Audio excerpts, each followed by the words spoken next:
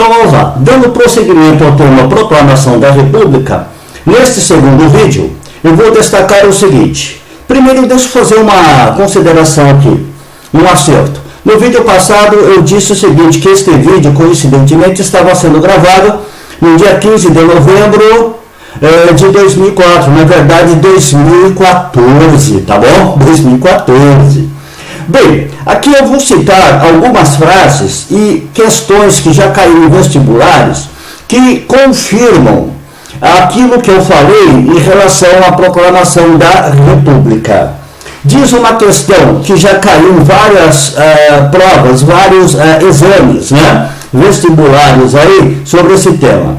Uma questão dizia o seguinte, ou diz o seguinte: quando na madrugada de 15 de novembro de 1889, uma revolta militar depôs Pedro II, ninguém veio em socorro do velho doente imperador.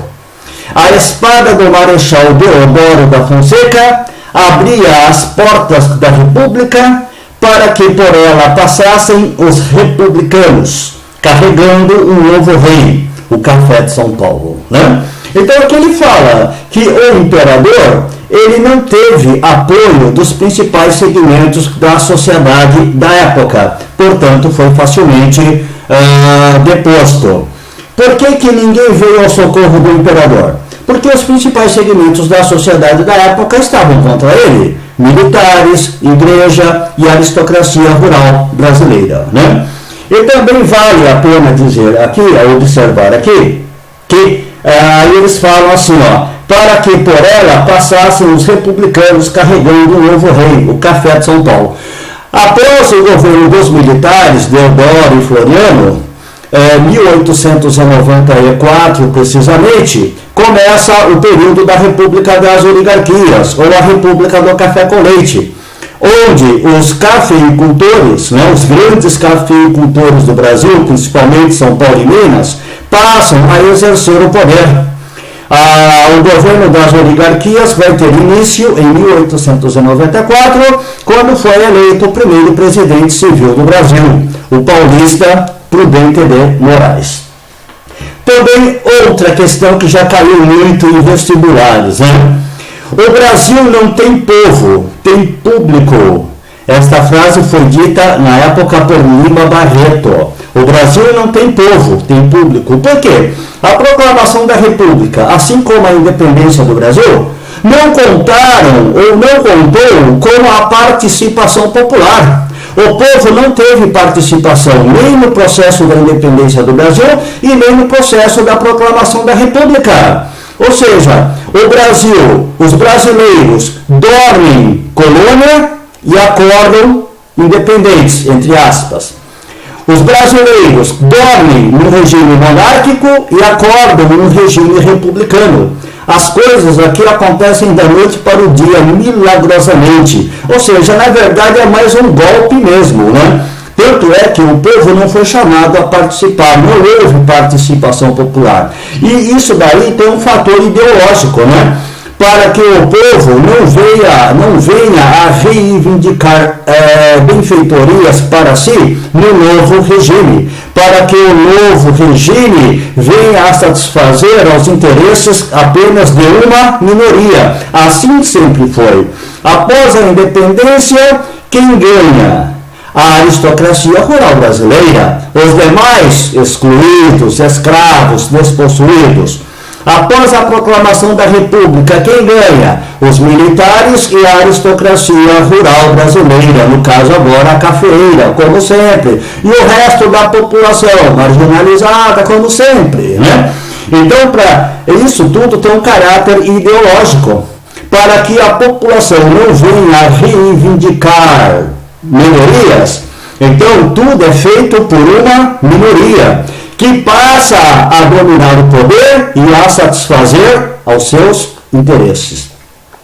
Outra frase: o povo assistiu bestializado à proclamação da República. Frase de Aristides Lobo. Mais uma vez, né? O povo assistiu bestializado, ou seja, o povo não sabia o que estava acontecendo. O povo não foi chamado a participar, né? certo? Então cuidado com essas frases, que essas frases costumam cair muito em vestibulares. Bom, continuando. Após a proclamação da República, quem passa a exercer o poder? Os militares. Primeiro com o Marechal Deodoro da Fonseca, que vai instituir o chamado governo provisório, de 1889 a 1891. Por que governo provisório? Porque tivemos a queda do Império, o fim do Império e a proclamação da República. Só que o Brasil não tinha ainda uma Constituição republicana. A monárquica foi extinta. Até que a primeira Carta Constitucional Republicana ficasse pronta, o Brasil passaria a ser chefiado pelo líder do golpe, ou pelo líder da proclamação da República, o Marechal Deodoro da Fonseca. Assim que a Constituição fica pronta no ano de 1891, aí sim, Deodoro assume a presidência, também via golpe, eu já vou comentar.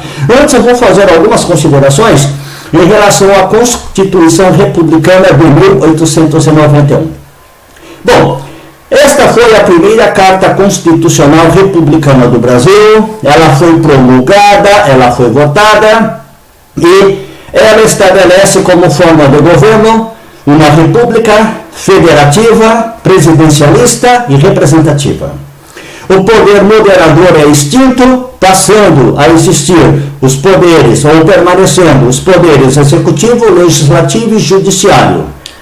É instituído o casamento civil. As províncias são transformadas em estado.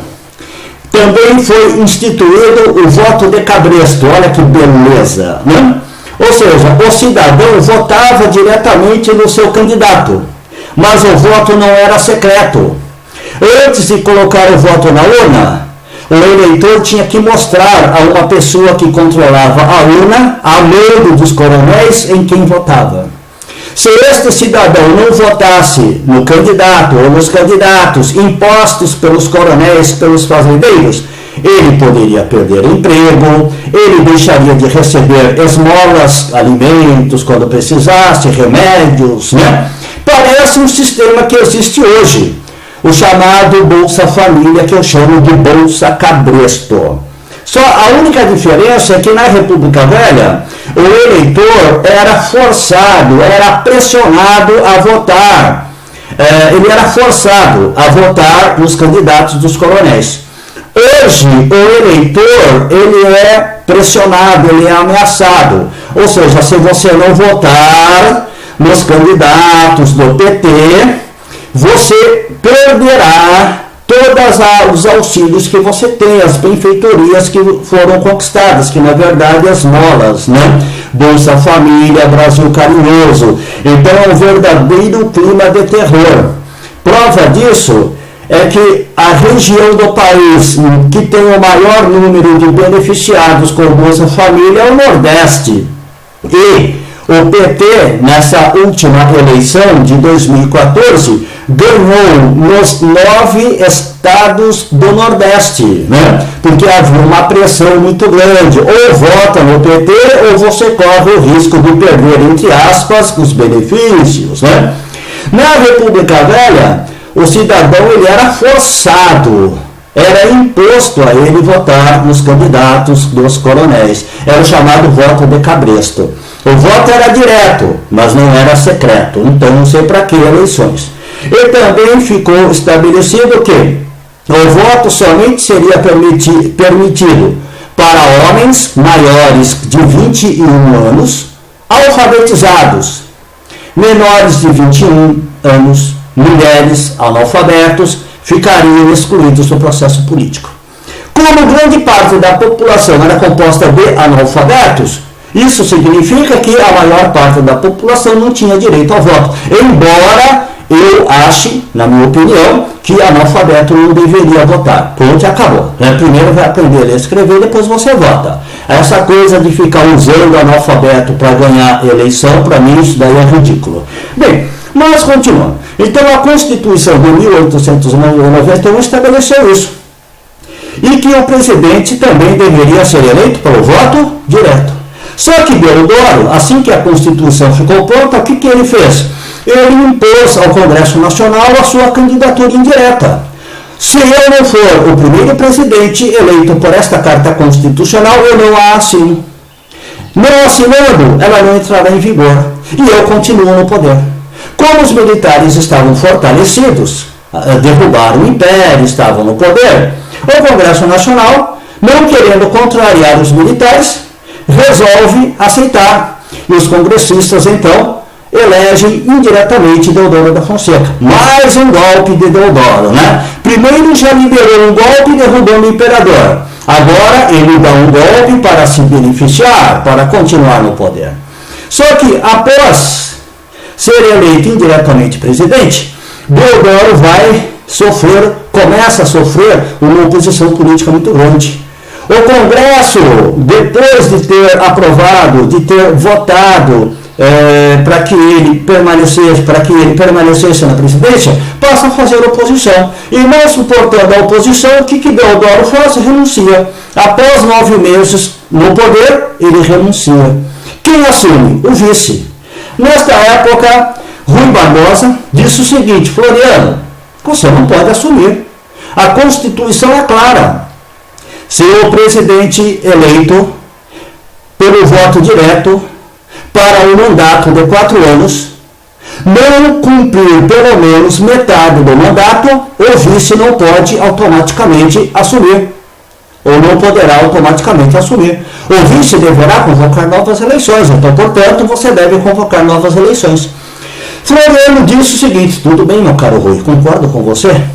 Se o presidente eleito pelo voto direto não cumprir pelo menos metade do mandato, deverão ocorrer novas eleições. Deodoro foi eleito de acordo com a Constituição? Foi eleito pelo voto direto? Não. Então, portanto, isso não é válido. Eu vou permanecer no poder. Ou seja, Rui Barbosa não teve mais argumentos. E Floriano permanece no poder, assume o poder.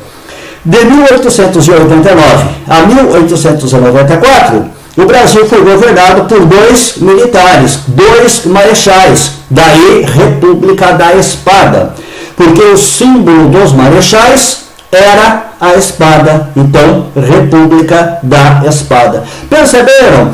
Então os golpistas dos militares deram, na verdade, 3 golpes consecutivos. Primeiro golpe, derrubar o imperador. Segundo golpe, Deodoro se impõe presidente, ou na presidência. Terceiro golpe, Floriano se impõe na presidência. 3 golpes sequenciais. Então, aquilo que eu falo, eu provo, está na história. E contra fatos não há argumentos. Ok? No próximo vídeo, eu vou fazer as últimas considerações em relação à proclamação da República, analisando trechos da letra, a proclamação da República. Ok? Então aguardem o próximo vídeo.